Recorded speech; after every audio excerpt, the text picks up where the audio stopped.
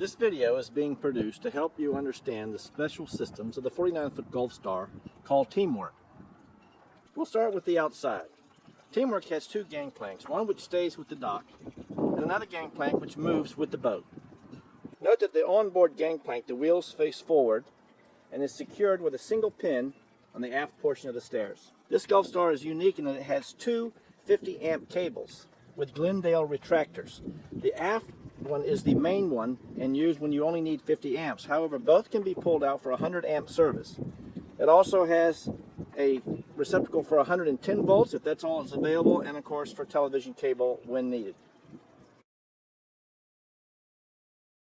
I generally remove the handrail covers only when I want to show the boat off.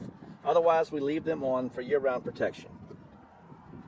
The anchor system is all chain, and the anchor system is a Delta, known for its staying power. The winch can be operated from the deck with the foot pedals or from the helm. The small aft deck, which will actually hold two chairs if you wish, but is mostly used for line handling and outdoor cookouts. Located in the cabinet is the gas for the outdoor grill, as well as the yellow line used for towing a dinghy. The outside of the aft deck has been painted white to match the boat to eliminate any need for varnish work. And of course, the outside aft deck also provides your freshwater shower for Bahama applications. The interior is where this 49-foot Gulfstar really shines. This particularly includes two full-size couches for sitting or lounging. The stereo systems provides full surround sound for DVD listening with speakers on either side, as well as rear speakers for the surround sound, and a subwoofer behind the couch to provide that extra bass. The galley, located on a different level, perfect for entertaining and giving a place for the ladies to gather, is a full galley featuring all the comforts of a kitchen, with a table that can easily seat 6, and we have actually put 8 around this table before. Located in the galley for easy access is the electrical panel, which we'll go over later. The forward stateroom, as you pass through a small utility hallway, which houses the washer and dryer and includes the door to the engine room. It's nice that the forward stateroom is separated from the galley by this hallway so that the guests in the forward stateroom do not feel that there are people right next to them across the door. And of course, shower and full head. Unique to this boat is the fact that it's 3 full staterooms. The middle stateroom, which can function as an office, or this pulls out as a full bed, also with its own head, and also connected with a small hallway so that there are no guests standing right next to the door of the middle stateroom as well. And of course, the master stateroom is very large with a comfortable bed, lots of storage, and in this particular Gulfstar, this section of the boat has been custom built to provide more storage for the live aboard or the person who wants to spend quite a bit of time aboard the boat, and again, full head with shower. Located in the galley next to the refrigerator are two 24,000 BTU air conditioning units. One 24,000 controls the galley itself, while the second 24,000 BTU air conditioning cruise air unit is dedicated to the aft stateroom and the forward stateroom. In the salon, located under the stereo, is a 16,000 cruise air BTU unit dedicated just to the salon. And unique to Teamwork is another dedicated 16,000 BTU air conditioning unit dedicated to air conditioning and heating the helm. All of the 84,000 total BTUs of air conditioning or heating can be used for dehumidifying. That's 4 individual cruise air units for more air conditioning power than any Gulfstar I've seen. The electrical control panel is standard with nothing unusual, except that located in the cabinet below is the switch that you would throw to activate the second 50 amp cable, thereby allowing this boat to use two 50 amp cables, guaranteeing that you can use all air conditioning, washer and dryer, heater, or anything you want when at dockside. As you enter the engine room, you'll notice that that's where the tank tender is located, which gives you the ability to measure your water and fuel accurately. A tour of the engine room shows a number of things. First of all, there's been a hatch added on the galley floor for easy access for engine maintenance should that become necessary. Also, you'll notice there are two generators. There's a 7.5 kilowatt generator as well as a 20 kW generator. We'll go over in a minute how these generators operate. Although both engines have under 2,000 hours on them, when fuel prices went up and the cost of maintenance skyrocketed, the Detroit 2 cycles were converted over to normally aspirated engines. There are no turbochargers located on these engines. These simply connect the exhaust in the standard fashion, while the intakes now enjoy their own filters. So there are four filters for the air induction for these engines now. Operating like this, these engines will literally run for thousands and thousands of hours. Although the RPMs have to be reduced and the boat is now a trawler, maintenance and fuel costs plummet proportionately. The nadide stabilizer unit is located in the aft of the engine room. The boat is stabilized. The stabilizers work beautifully. The pump to change the oil, as well as all oil filters and all fuel filters, are all located on the inside of the engine room for easy access. Maintenance on Teamwork is truly very easy. The toolbox includes all the basic tools necessary to work in the engine room or on the boat. Unique to Teamwork are the two generators. However, when this boat is away from the dock, electricity is its heart of happiness. Let's look at how these generators operate. If you crank the small generator, the electricity will first flow through this fuse here, and then on the large generator, you have the ability to pick which generator you want. This is the large generator. This is the small generator, so that's the second fuse in line. On the panel, you pull down the shore power and come over and turn on the generator. That's your third fuse for the generator protection.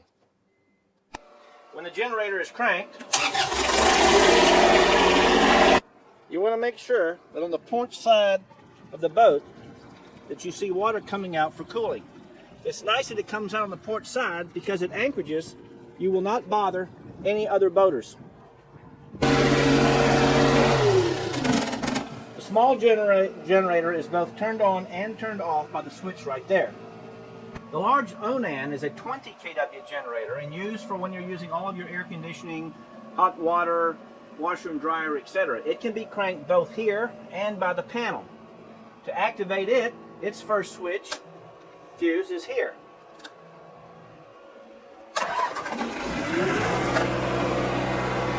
It would also flow through the panel through this switch, and you would check on the aft of the boat to make sure that water is cooling the large 20 kW generator. For noise reduction, the engine room as well as the door itself is well insulated so that it's quiet. And as mentioned, the large generator can both be started and stopped from the panel itself. Teamwork has a sea chest, which means that it's the single filter and only filter that has to be cleaned. It's easy to clean, but should be cleaned regularly because all the water from the engine, the air conditioning, the generators, everything passes through this filter.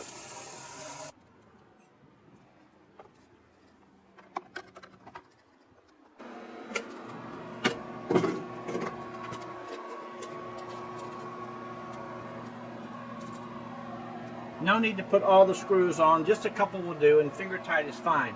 Also located in this area are all your sea cocks, conveniently located to turn on or off or to maintain. On Teamwork, we never go directly overboard with our sewerage. All these valves may look complex, but in reality they give you the ability to do anything you want with your sewerage planning. The main tank is right in here underneath the main generator. We do not, however, use the main tank because located alongside the generator is a treatment holding tank, the Sinex system. All sewage empties into this relatively small tank. Now, when we're ready, the sewage can go overboard from this tank legally or it can go into the tank, or it can be pumped outside, and that's what these valves allow you to do. The control unit for this sewage treatment system is back here in the aft of the engine room. Now in the hallway from the galley leading to the aft stateroom is the control panel. Notice that it says treatment off, treatment is discharge. System activated. Whenever this starts to read full or 3/4 full, if you throw this switch, that will treat and discharge the sewage legally. Below are the gauges for the holding tank if you choose to use it. Therefore, you have all options to manage how you want to handle your waste aboard Teamwork.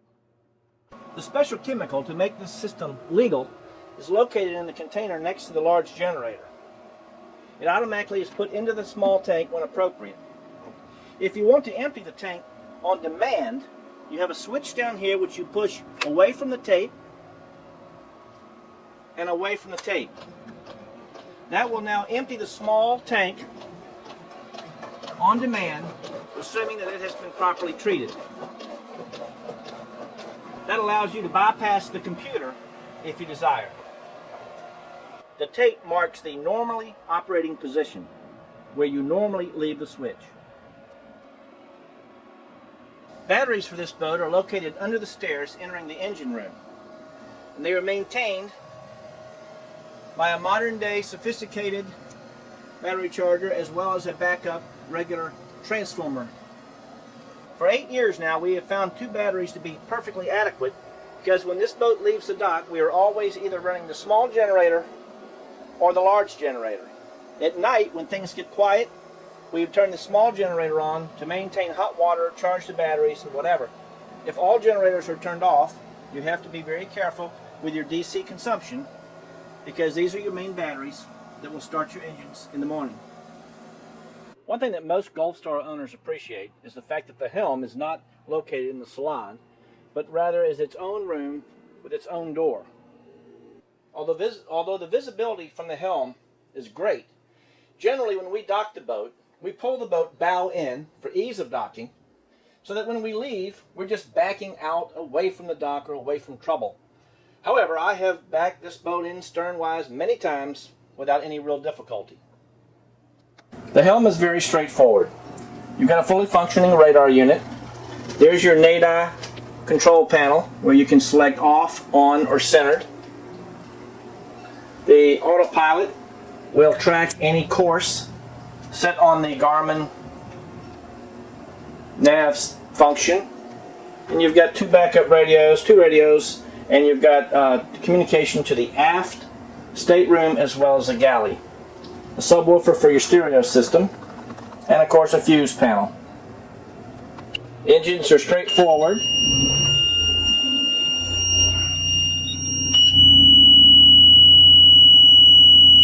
When you crank your engines, you want to come into the back and verify that you've got water coming out that will cool your engines. These engines were cranked cold, and as you can see, nice clean exhaust. Cruise RPMs for Teamwork is 1300 RPMs. The 1300 RPMs is due to the engines having been normalized. You cannot cruise at any higher RPM than that due to the removal of the turbos and the modifications of the engines. Our last trip we averaged 6.5 knots. We went 55 miles and our maximum speed was 9.3. You'll generally see a speed of somewhere between 7 and 8 knots.